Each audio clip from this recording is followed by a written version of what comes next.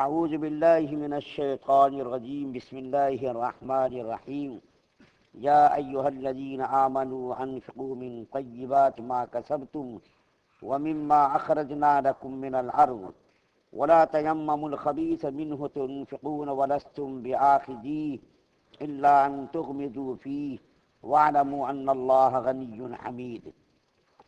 اے ایمان والو، نیک کام میں خرچ کیا کرو، عمدہ چیز کو اپنی کمائی میں سے، اور اس میں سے جو کہ ہم نے تمہارے لیے زمین سے پیدا کیا ہے، اور ردی ناکارہ چیز کی طرف نیت مت لے جایا کرو کہ اس میں سے خرچ کرو، حالانکہ تم کبھی اس کے لینے والے نہیں۔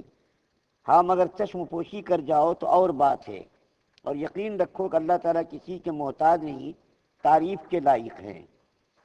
سورہ بقرہ کی 268 نمبر کی آیت آپ کے سامنے تلاوت کی گئی ہے۔ سب سے پہلے اس کا شان نزول آپ کے سامنے بیان کرتا ہوں۔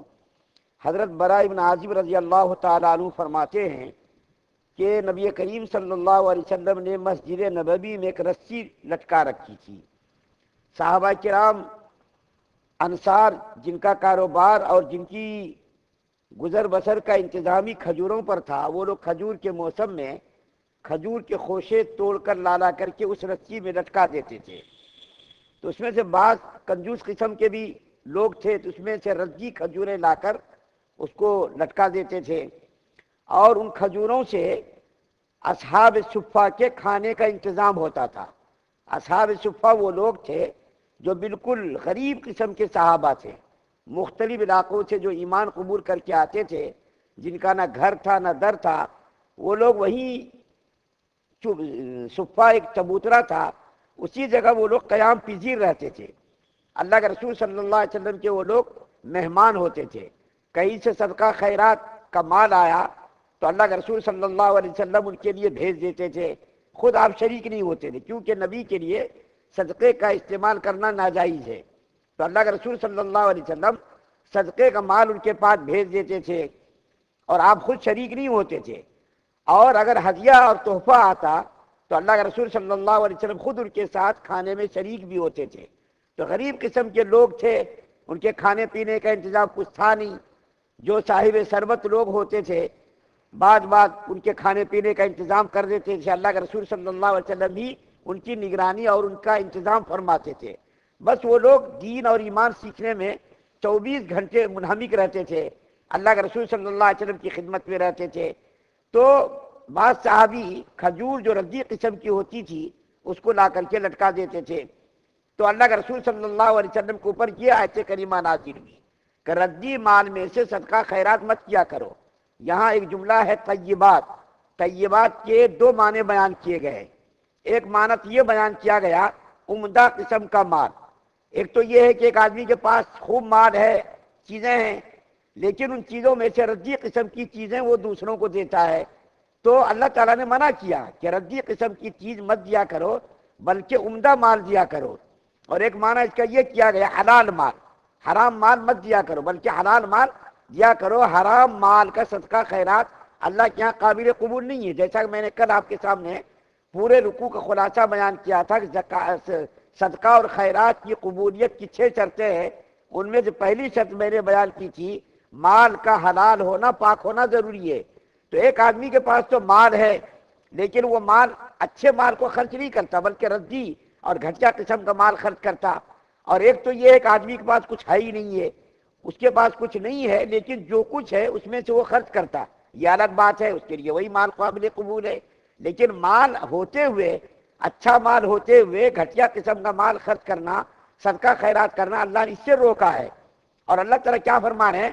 اچھا اگر تم کو کوئی اگر گھٹیا مال دے، ردی مال دے، تو تم قبول کرو گے کیا؟ تو ظاہر بات ہے کوئی قبول کرنے کے لیے تیار نہیں۔ ہر آدمی کی خواہش یہ ہوتی ہے کہ آدمی اچھی چیز کو پسند کرے، اچھی چیز کو قبول کرے، لیکن اگر کوئی گھٹیا مال اگر دے تو آدمی چشم پوشی کر جائے، یعنی دیکھا دیکھی جو ہے مروت میں آدمی اس کو قبول کر لے، لیکن طبیعت سے تو اس کو قبول نہیں کرتا آدمی، اس کا دل بھی اس سے ناراض رہتا ہے، کرے اس کے بعد دیکھو اچھا مال رہتے ہوئے اس نے مجھ کو گھٹیا قسم کا مال دیا تو آدمی ناراض ہوتا ہے۔ تو اللہ تعالیٰ کیا فرما رہے ہیں؟ اگر تم کو کوئی دے، اگر گھٹیا قسم کا مال دے، ردی قسم کا مال دے، تم کیا قبول کرو گے؟ ظاہر بات ہے اس کا جواب ہوگا قبول نہیں کرے گا۔ اور دوسری چیز اس آیت کریمہ کے اندر بیان کی گئی وہ یہ کہ جس طریقے سے اموال تجارت سونا چاندی پر زکوٰۃ فرض ہے، اموال تجارت پر سونا چاندی پر زکوٰۃ فرض ہے، اسی طریقے سے زمین کی پیداوار پر بھی زکوٰۃ فرض ہے، جس کو اسلامی شریعت کی اصطلاح میں عشر کہتے ہیں۔ عشر کون سی زمین پر واجب ہوتا ہے؟ مثال کے طور پر کسی جگہ کو مسلمانوں نے جہاد کے ذریعے اس جگہ کو حاصل کیا اور امیر المومنین نے مسلمانوں پر اس زمین کو تقسیم کر دیا، تو اس زمین پر عشر واجب ہوتا ہے۔ لیکن زکوٰۃ پر اور عشر میں دونوں میں تھوڑا سا فرق ہے۔ وہ فرق کیا ہے؟ زکوٰۃ کی ادائیگی کے لیے، زکوٰۃ کے وجوب کے لیے سال کا گزرنا ضروری ہے، اور اسی طریقے سے وہ مال اتنا ہو کہ اس کے اوپر زکوٰۃ کی مقدار کے برابر وہ مال ہو، 52 تولہ چاندی ہو یا 7.5 تولہ سونا ہو یا اموال تجارت ہو، اس کے اوپر زکوٰۃ فرض ہے سال گزرنے کے بعد۔ لیکن عشر کے لیے سال وغیرہ کی کوئی شرط نہیں ہے، جیسے ہی پیداوار ہو گئی بس پیداوار ہوتے ہی عشر واجب ہو گیا۔ تو اس کے اندر دیکھیے کچھ شرطیں ہیں، اور کتنی مقدار میں عشر واجب ہوگا، کب کتنی مقدار میں ہوگا، اس کے لیے علماء لکھتے ہیں ایسی زمین جو بارش کے پانی سے سیراب ہوتی ہو، ایسی زمین جو بارش کے پانی سے سیراب ہوتی ہو، سینچائی وغیرہ بارش سے ہوتی ہو، یا نہر یا دریا یا تالاب کے کنارے زمین ہو اور اس پانی سے اس زمین کی سیرابی ہوتی ہو، سینچائی ہوتی ہو، تو ایسی زمین پر 10واں حصہ عشر واجب ہے، یعنی 10 میں سے 1۔ اور ایسی زمین جو قیمت دے کر کے آدمی زمین کو سیراب کرتا ہو، اس سے جو کھیتی باڑی ہوتی ہو، تو ایسی زمین جو پانی کی قیمت دے کر کے زمین کی پیداوار کے لیے استعمال پانی کیا جاتا ہو، تو ایسی زمین پر 20واں حصہ ہے، یعنی اگر کسی کے پاس 10 ہے تو 10 میں سے آدھا حصہ۔ تو زکوٰۃ میں اور عشر میں یہ تھوڑا سا فرق ہے۔ اور زکوٰۃ کے اندر کیا ہے کہ اگر مال وہ رکھا ہوا ہے، اس کے اوپر کوئی منافع بھی نہیں ہے، تو بھی اس کے اوپر زکوٰۃ فرض ہے۔ لیکن عشری زمین پر اگر کوئی پیداوار نہیں ہوئی تو اس کے اوپر کوئی عشر نہیں ہے۔ اسی طریقے سے ابو حنیفہ رحمۃ اللہ علیہ فرماتے ہیں کہ ایسی زمین جس میں صرف پیداوار یعنی غلہ ہوتا نہیں، ترکاری ہو، سبزی ہو یا غلہ ہو، کوئی بھی چیز پیدا ہوتی ہو، کھجور ہو، انگور ہو، کوئی بھی چیز زمین سے پیدا ہوتی ہو، تو اس کے اوپر کیا ہے؟ عشر واجب ہے۔ عشر کیا ہے؟ واجب۔ ترکاری، سبزی، غلہ، کھجور، انگور، کوئی بھی چیز ہوتی ہو ایسی زمین پر کیا ہے؟ یہ عشر واجب ہے۔ اور اسی آیت کریمہ سے فقہا نے استدلال کیا ہے کہ عشری زمین پر بھی زکوٰۃ فرض ہے، جس کو اسلامی اصطلاح میں عشر کہتے ہیں، اور کافروں سے جو مال لیا جاتا ہے، ٹیکس لیا جاتا ہے، اس کو خراج کہتے ہیں۔ تو عشری زمین پر بھی زکوٰۃ فرض ہے، ایسی زمین پر جس سے پیداوار ہوتی ہو، غلہ ہوتا ہو یا سبزی ترکاری ہوتی ہے، اس کے اوپر بھی کیا ہے؟ عشر واجب ہے، اور مال پر تو زکوٰۃ واجب ہے۔ اخیر آیت کریمہ میں اللہ تعالیٰ فرماتے ہیں کہ اللہ تعالیٰ تمہارے مال کا محتاج نہیں، اللہ تعالیٰ نے تمہارے مال کو قبول کیا، یہ اللہ کی مہربانی ہے۔ جیسا کہ رومی رحمۃ اللہ علیہ کہتے ہیں کہ اگر کسی بادشاہ نے آپ کو اپنی خدمت کے لیے قبول کیا تو بادشاہ کی مہربانی ہے، بادشاہ کا احسان ہے، تمہارا کوئی احسان نہیں ہے۔ اگر کسی بادشاہ نے خدمت کے لیے ہمیں آپ کو قبول کیا تو بادشاہ کا احسان ہے کہ بادشاہ نے قبول کیا اپنی خدمت کے لیے، ورنہ بادشاہ کے پاس کیا کمی ہے؟ کسی کو بھی رکھ سکتا تھا۔ لیکن اگر کسی آدمی کو اس نے اپنی خدمت کے لیے قبول کیا تو بادشاہ کی مہربانی ہے، آپ کا ہمارا کوئی جو احسان نہیں اس کے اوپر۔ اسی طریقے سے اللہ کو ہمارے مال کی کوئی ضرورت نہیں، اللہ تو تمام چیزوں سے بے نیاز ہے، اور ساری دنیا، ساری کائنات تو اللہ کی پیدا کی ہوئی ہے۔ اللہ کو کیا ضرورت ہے مالوں کی؟ اللہ تعالیٰ کو کوئی ضرورت نہیں ہے۔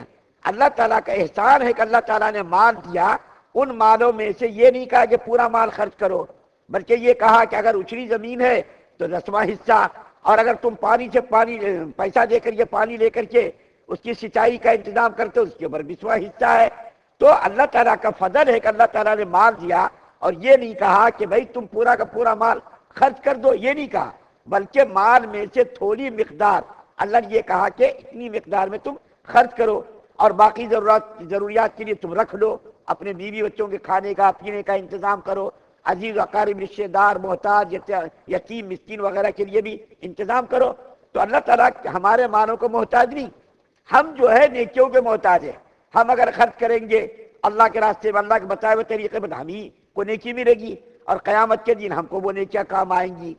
اللہ تعالیٰ سے دعا ہے کہ اللہ تعالیٰ ہم تمام مسلمانوں زیادہ سے زیادہ عمل کرنے کی توفیق عطا فرمائے. شرک سے، کفر سے، نفاق سے، ریاکاری سے، بدکاری سے، ہر قسم کے گناہوں سے ہم سب کی حفاظت فرمائے. یا اللہ نظام صاحب کا انتقال ہوا، ان کی مغفرت فرما دیجئے.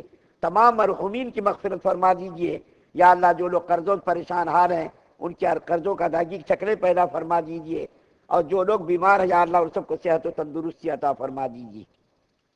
سبحان اللہ و بحمدہ، سبحانک اللہم و بحمدک، و نشہد ان لا